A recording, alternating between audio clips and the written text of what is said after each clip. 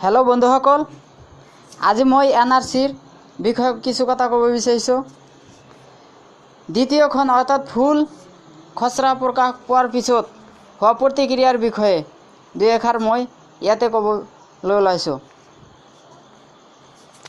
যোৱাকালি 30 জুলাই 2018 তাৰিখে প্ৰকাশ কৰা এনআৰচিৰ সম্পূৰ্ণ খচৰা তালিকাত 40,07,707 জন লোকৰ নাম বাদ পৰাত তেওঁলোকক নিজৰ নাগৰিকত্ব প্ৰমাণ কৰিবলৈ অৰ্থাৎ এনআৰচিত নাম অন্তৰ্ভুক্ত কৰিবলৈ পৰ্যাপ্ত সুবিধা প্ৰদান কৰিব লাগিব বুলি আজিৰ শুনানি কালত মাননীয় উচ্চতম ন্যায়ালয়ে মত প্ৰকাশ কৰে।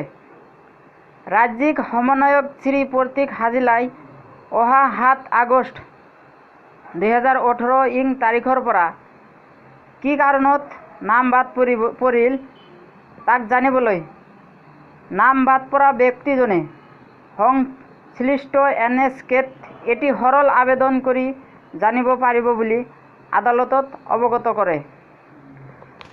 30 আগষ্ট 2018 তাৰিখৰ পৰা 28 ছেপ্টেম্বৰলৈ বৈধ আৰু শুদ্ধ নথিৰ সৈতে দাবী আৰু আপত্তি আবেদন দাখিল কৰিব পাৰিব। পৰৱৰ্তী সময়ত ভেৰিফিকেশ্যন কৰি যোগ্যজনৰ নাম চূড়ান্ত এনআৰচিত অন্তৰ্ভুক্ত কৰিব।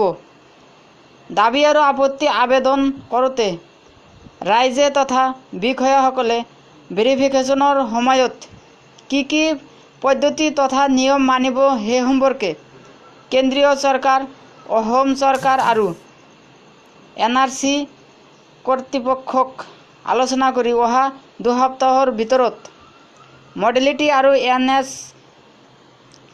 এছএপি প্ৰস্তুত কৰি মাননীয় উচ্চতম ন্যায়ালয়ত জমা দিবলৈ আজি আদালতে নিৰ্দেশনা দিয়ে। আনহাতে আজি আদালতে মডেলিটি আৰু এছএপি নিৰপেক্ষ হ'ব লাগিব বুলি মত প্ৰকাশ কৰে, যাতে প্ৰতিজন লোকেই পৰ্যাপ্ত সুযোগ লাভ কৰে। খচৰা তালিকাত নাম অন্তৰ্ভুক্ত হোৱা নোহোৱাক লৈ চৰকাৰে কোনো লোককে একো কৰিব নোৱাৰিব বুলি আজি আদালতে নিৰ্দেশনা দিয়ে।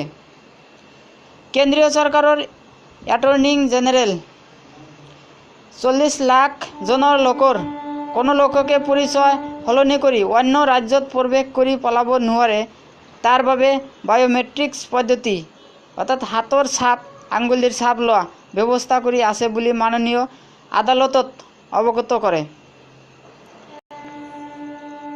খচৰা প্ৰকাশৰ বহু পূৰ্বে আমছু আৰু মৌলানা সৈয়দ আৰছাদ মাদানী নেতৃত্বাধীন জমিয়তৰ অসম ৰাজ্যিক সমিতি এনআৰচি প্ৰস্তুতকৰণ প্ৰক্ৰিয়াত হৈ থকা কিছু জটিলতা আৰু আঁচোৱা যেনে ফেমিলি ট্ৰী মিলাৰ পিছতো নথি পৰ্যাপ্ত নহয় বুলি কৈ নাম বাদ দি থকা, দুৰ্বল নথি বুলি কৈ বহু আবেদনকাৰীৰ বিশেষকৈ শিশু মহিলাসকলৰ নাম বাদ দিয়া, এজনৰ ARN টাইপ কৰিলে আন এজনৰ নাম ওলাই আদি কেইবাটাও আঁচোৱা দূৰ কৰাৰ নিৰ্দেশনা বিচাৰি দাখিল কৰা পৃথক 2টা আবেদনৰ আজিৰ শুনানিত কোনো হুকুম প্ৰদান নকৰি মাননীয় আদালতে প্ৰস্তাৱিত মডেলিটি আৰু এছঅপি প্ৰস্তুতৰ পিছত